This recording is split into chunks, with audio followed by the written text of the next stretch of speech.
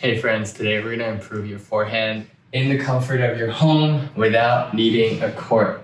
We're going to cover every step of the correct technique. Then we're going to cover some exercises and conditioning to go along with it. But before we start, here are 4 really good tips. Number 1, a common mistake is to try to do the entire movement at once. So unit turn, elbow up, drop the wrist, turn the shoulders, etc. Your brain's not going to be able to process all of that information. You're going to feel overwhelmed. So instead, take one step at a time, memorize it, practice it, do one transition at a time, and then build on top of that.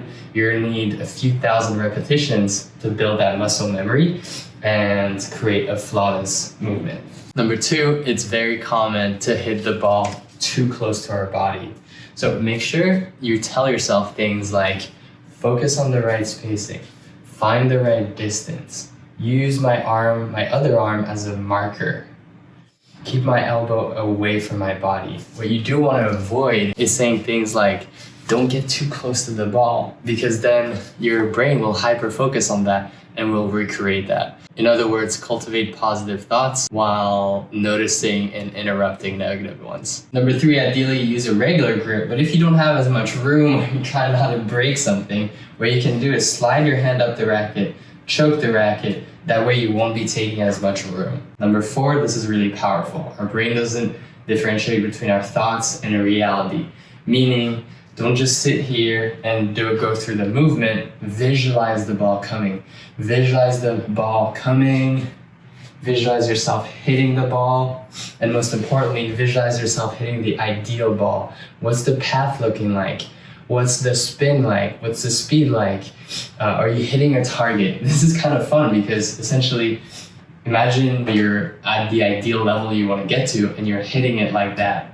Your brain's going to register that. It's not going to happen automatically, but you're going to have a much easier time replicating it on court. The first exercise is to memorize each step one by one. Then record yourself doing each step and compare frame by frame with the example. That way you'll be able to catch early on what you're doing and adjusting to get as close to the example as possible. Step 1, ready position. So you want to hold a forehand grip with your dominant hand, tilt at your hips and bend your knees, stay on the balls of your feet. Your eyes are really focused on the ball. Here's an example from Lee Na. Feel free to pause here. She's demonstrating it really well. The wrong example would be to have the racket tilted down. My knees are stiff here. My eyes are not focused and I'm just not paying attention. Most people don't go low enough, so it's really important to exaggerate this move with your knees and your hips so that you get used to lowering your center of gravity. Unit turn. So here, 3 things are happening simultaneously. The entire body is turning, pushing off of the exterior leg. Your hips are turning, your shoulders are turning. The pros turn so much you can actually see their back. And you're going to keep your elbow high and the racket facing up, like you could almost wave to someone at the fence. The goal of this next step is to position your feet so you're in an ideal position to hit your sweet spot.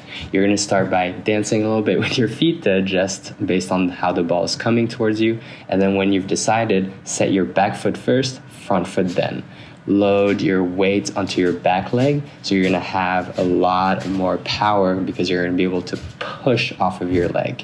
Remember, your elbow stays high and you can use your non-dominant hand to balance yourself and point at the ball. All right, ready to hit that ball? So you're going to accelerate through your hips turning back and you're pushing off of the back leg and your shoulders are turning. It's a misconception that you're hitting with your arm. Most beginners do that. It's actually your hips turning, which makes the arm follow. And because you want the wrist to be super loose, the racket's going to trail behind. We call this lagging the racket. Here's another example with a player from a different angle. The racket is trailing behind, it's lagging behind. Here's Jenny Brady. She has a killer forehand. You can see how much the racket lags behind. This is only possible because their wrists are really loose. Here's an amazing exercise to practice that. It's really difficult for our brains to not hit the ball with our arm, so we need to practice hitting it through our body. So you get into position, you do a unit turn, put your hands on your shoulders, and push off of your back leg And try to put your attention on your hips too. Turn your hips. That's what you should be feeling in your body. Of course, this works for your backhand as well on the other side. Let's hit that sweet spot. And for that, you're gonna get underneath the ball to put some spin. So notice my racket head is pointed all the way down to the floor and I'm striking from low to high. You're gonna go from the basement to the penthouse.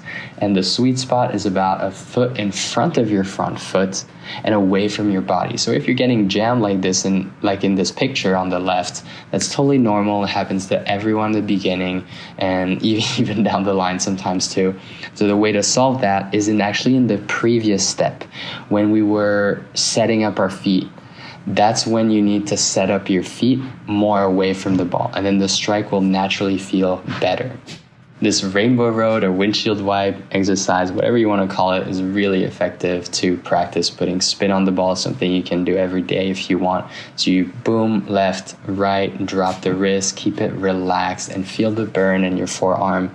Tilt your racket then 45-degree angle to replicate a more natural movement, and then add it to your routine and lag the racket and feel that wrist rotation at a 45-degree plane, but also at a steeper angle. For example, here from really low to really high, that will imprint that muscle memory in your body. And lastly, we're gonna follow through, extend your arm fully, finish up high, catch your racket above your shoulder with your non-dominant hand, and complete that 180-degree rotation. So your shoulders are facing the other side of the room while your eyes stay locked on the ball and visualizing the path of that ball. Aim your target with your elbow pointing exactly where you want the ball to go. And once you've memorized a couple of these steps from 1 to 6, it's time to flow through them. So take the ready position and flow into the unit turn, or setting up your feet and flow into turning your hips to accelerate, or strike the ball and flow into the follow through. As you gain confidence, add more steps and record yourself, go frame by frame, check to see if your technique is correct. If you're motivated, leave your racket out in your living room and do a few shadow swings every other day. Remember, it takes several thousands good quality repetitions to create the muscle memory. So enjoy the journey and the little progress you're making every single day. As I'm editing and finishing this video, I'm realizing you truly could talk about forehands and backhands for hours. So if you have any questions or comments or feedback, leave them in the comments and I'll get back to you. Have fun and I'll see you on the court.